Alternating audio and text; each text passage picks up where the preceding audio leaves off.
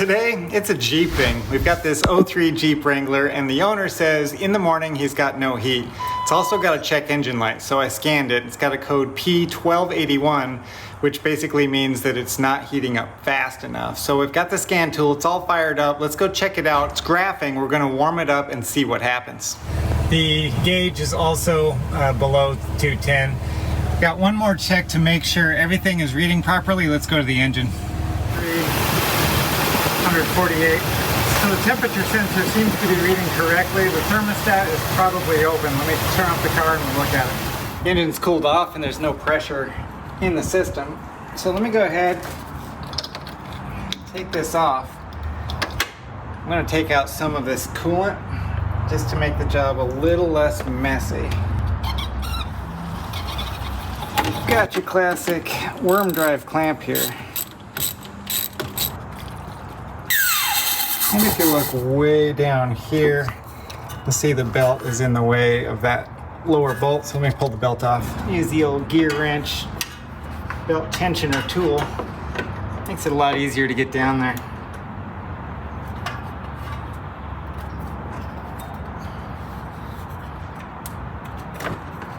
There we go. All right, let's have a look now. There we go, I think I can grab it now. Now the customer already did his thermostat and radiator.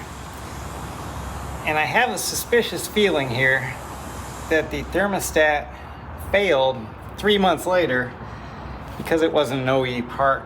He bought it from Advance or AutoZone or something like that, and he says after 3 months of running it, stopped working. So this thing is either stuck open or it's got some debris in it. I'm gonna go ahead and disconnect the temperature sensor connector because I don't want that getting all screwed up. But I'm gonna leave these hoses on there because the less you take off, the less likely you are to have a leak.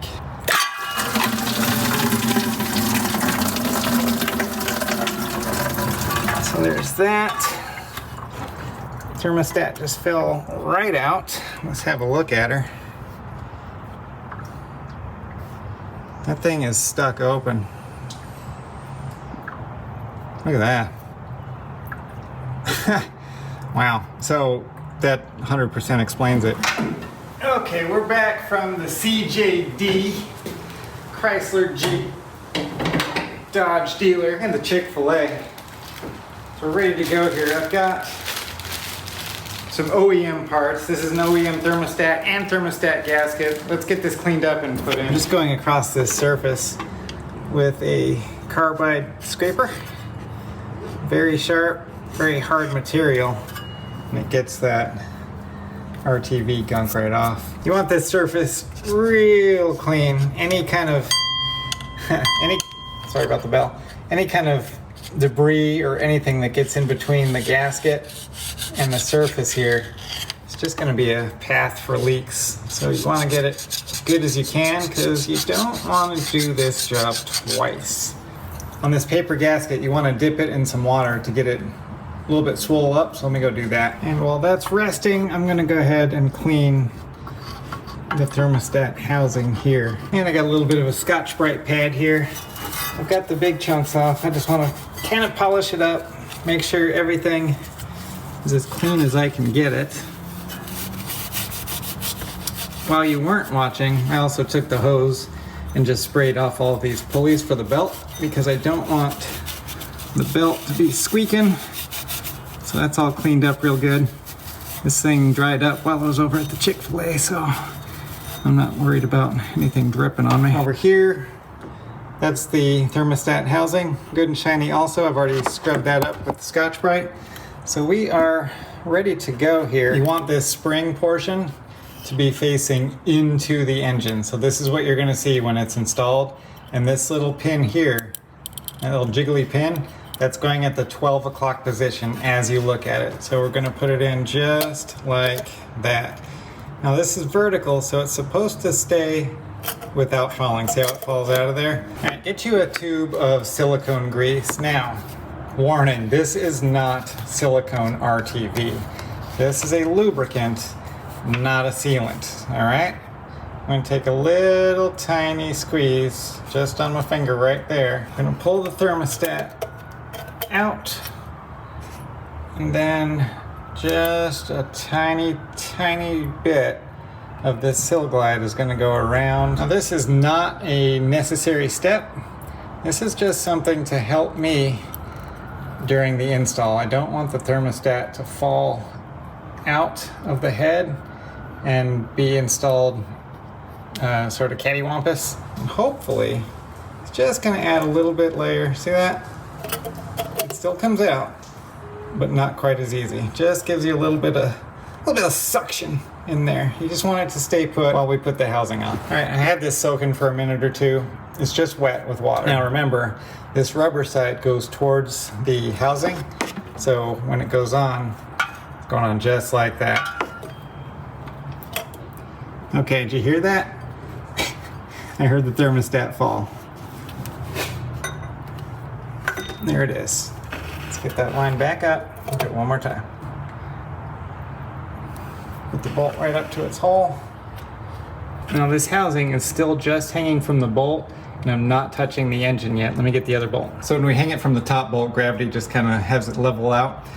Both the gasket and the housing line up together. Put the bolt through, and then you can clock both of those in towards the hole. Hope that makes sense. Got that bottom bolt started, and what I want to do is just sort of walk it in evenly, because I don't want it going in crooked, especially because I don't want that thermostat to fall. I'm gonna come around here, and I'm gonna give you a really close look at it. There we go. Let's get a real close zoom here. See that? That right there, that's thermostat. And it's in where it's supposed to be, so we're good. Now we can just give this housing a little push, and then have it kind of clamp that thermostat down where it needs to be. Do whatever you have to do, because if you don't get it right, you could have a leak. All right, I'm using my deep socket for this bottom one down here. It's easier to reach it.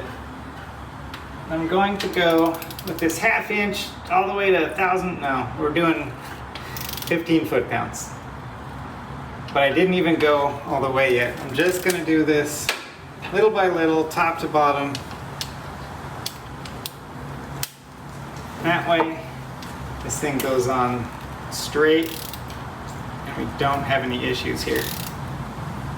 All right, 15 foot-pounds.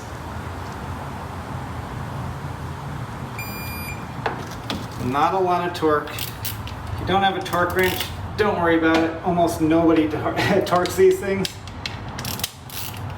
I do it just because that's the kind of guy I am. And I've got a torque wrench, so might as well use it, right? 15 foot-pounds on the bottom.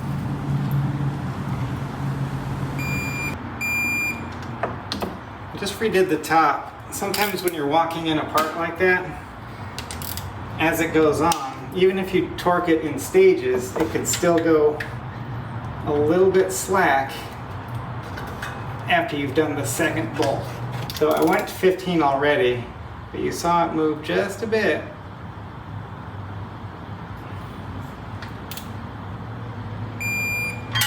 See that? So it's not bad. Haha, hit the ground. Yeah, that's right. It's a 13 millimeter, so I didn't lose it. It was a 10. Man. Okay, they're not moving anymore. So we're at 15 foot-pounds. It's not moving, so it's on there good and tight. When it rocks in as you're tightening the bottom and the top, you just want to make sure that they're both at the right torque, so you're not going to leak. Just gotta button the thing up a little bit. Remember, we took off the connector for that temperature sensor. Plug that back in. We're going to reattach the upper radiator hose. I'm just using my fingertips here on the ratchet. Okay, I think that feels pretty good. And let's go ahead and get some coolant in this thing.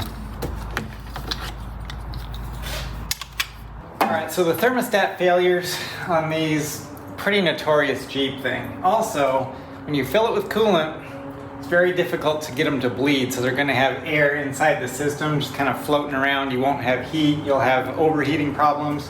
So you want to take care of that. This is how I'm doing it. I'm going to evacuate the system with air. This is going to just vacuum out the system.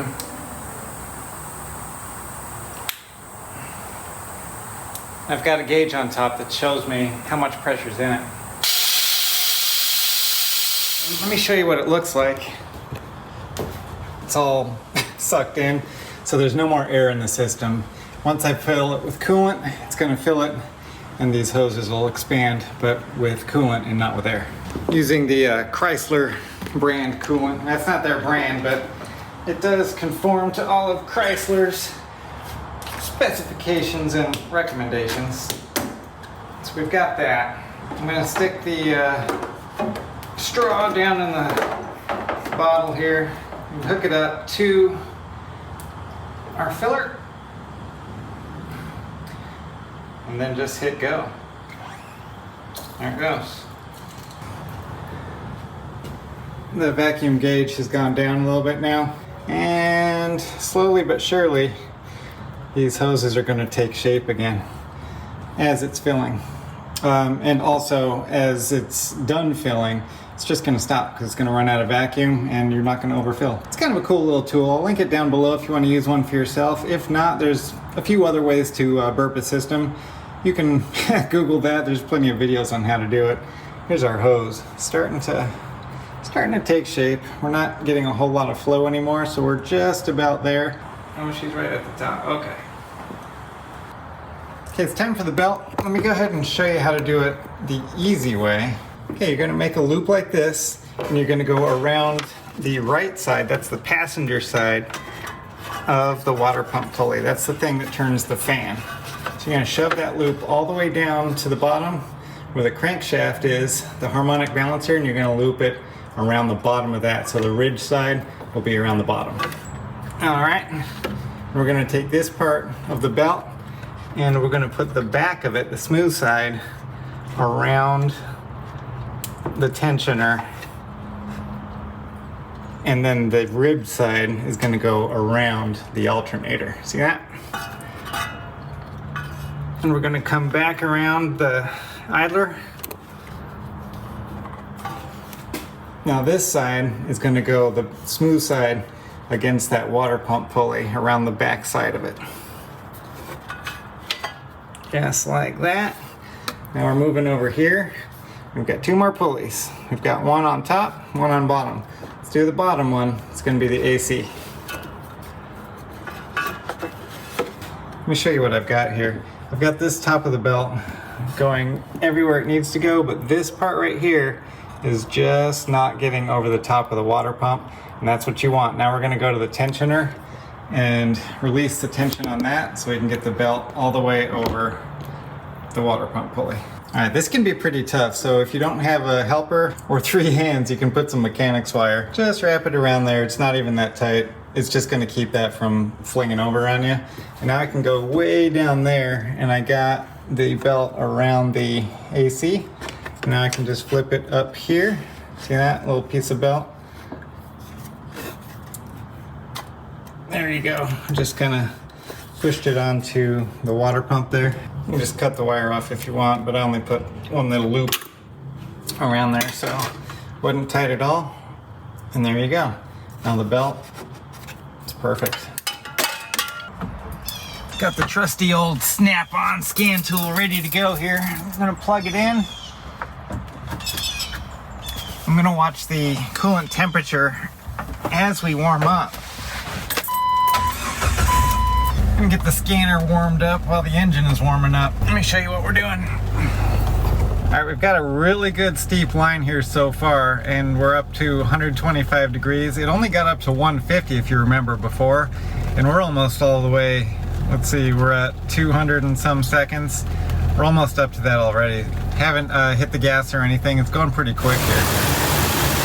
As we're warming up there, I can feel this top radiator hose is cold.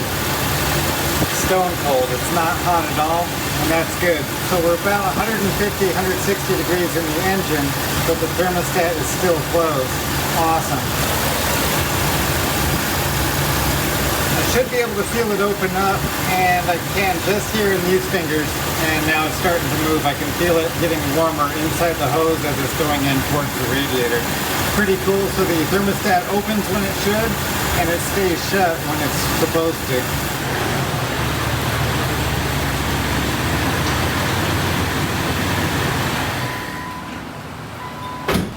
All right, so I just took it for a little spin around the block and it stayed rock steady, right in the middle. That temperature didn't move, so I'm happy.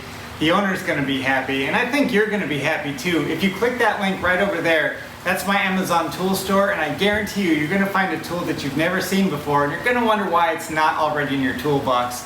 I'll see you next time.